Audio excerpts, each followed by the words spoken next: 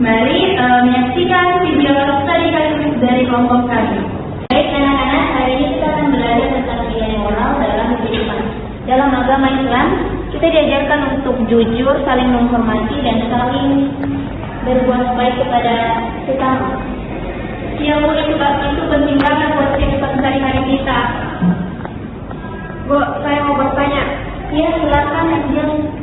Bu, saya rasa kata itu cuma satu pandang saja yang itu tentang agama Islam. Bagaimana dengan kami yang berbeda keyakinan? Nilai-nilai ini kan universal, Angel. Semua agama juga mengajarkan kepada kebaikan. Saya mengerti, Bu, tapi kami juga ingin nilai dari agama kami dijelaskan supaya lebih seimbang, Bu. Mungkin maksud Angel, Bu, biar semua teman-teman semua terlibat. Ibu hanya menyampaikan materi yang ada di kurikulum, tidak ada niat untuk mengesampingkan siapapun. Saya mengerti, Bu, tapi cuma kurang diperhatikan begitu, Bu. Selamat siang, Ibu Maria. Saya dari orang Angel. Iya, silakan. Ada yang mau saya bantu? Jadi saya mendapat cerita dari anak saya. Kami tuh tidak keberatan soal mata pelajaran moral, tetapi mungkin ada ketimbangan dalam cara penyampaiannya. Maksudnya Ibu? Jadi anak-anak dari latar belakang yang keyakinan yang berbeda, itu juga ingin merasakan dihargai keyakinannya, Ibu.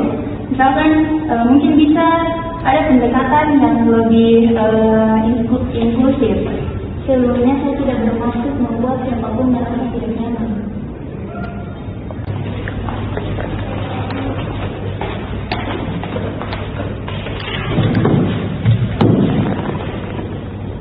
Baik anak-anak, sebelumnya Ibu ingin menyampaikan sesuatu. Setelah itu mungkin Ibu selama ini terlalu fokus pada satu sudut pandang. Ya, Bu, tidak salah. Mulai sekarang kita akan belajar nilai-nilai moral dari berbagai sudut pandang supaya semua bisa merasa dihargai. Wah, jadi kita bisa menghargai satu sama lain ya? Iya, supaya lebih adil dan saling memahami.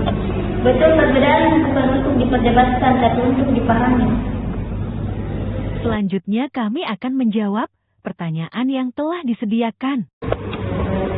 Baik, saya akan menjawab pertanyaan nomor 1 yang dimana itu pertanyaannya bagaimana komunikasi lintas agama dapat mempengaruhi hubungan antara guru, siswa, dan orang tua dalam konteks pendidikan agama.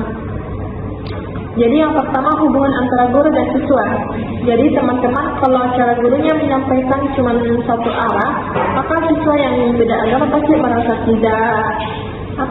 tidak nyaman sih. Terus kalau komunikasinya lebih terbuka, siswa pasti merasa, oh oke, saya tetap dihargai begitu. Terus yang kedua hubungan antar siswa. Nah kalau yang ini kalau tidak ada komunikasi sehat, pasti bisa muncul salah paham.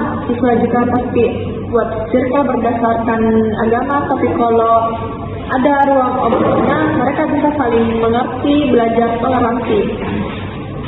Terus yang ketiga hubungan antar orang tua. Nah kalau yang ini sering jadi tensi karena kalau komunikasinya kurang maka orang tua bisa mikir, iya kok anak saya diajarin agama lain begitu.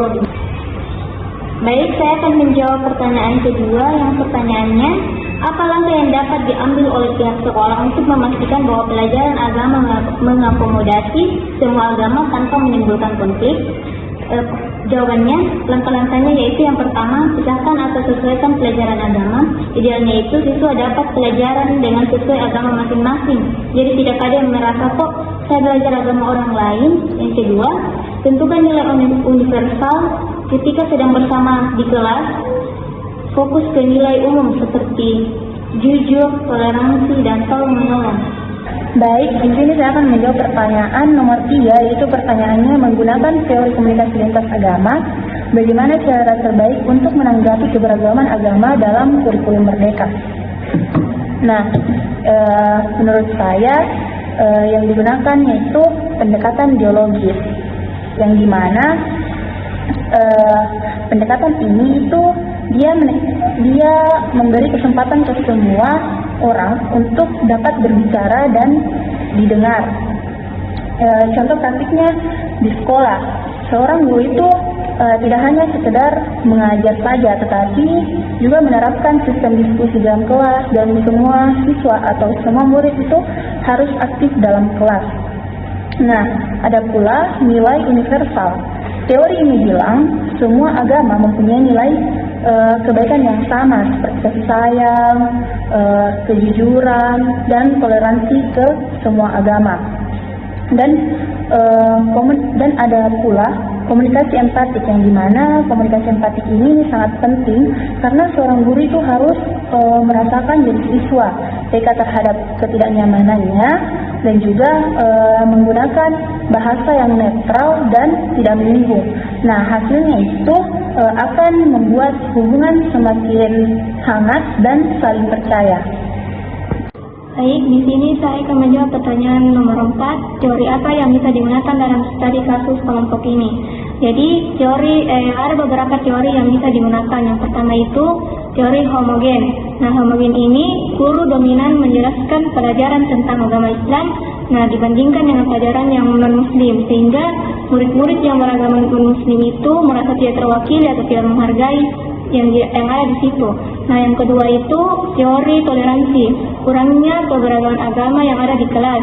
Nah, yang ketiga itu teori dialog. Teori dialog ini kurangnya komunikasi terbuka antara guru, siswa, dan orang tua, sehingga tidak ada ruang diskusi lintas agama budaya. Cukup sekian dan terima kasih.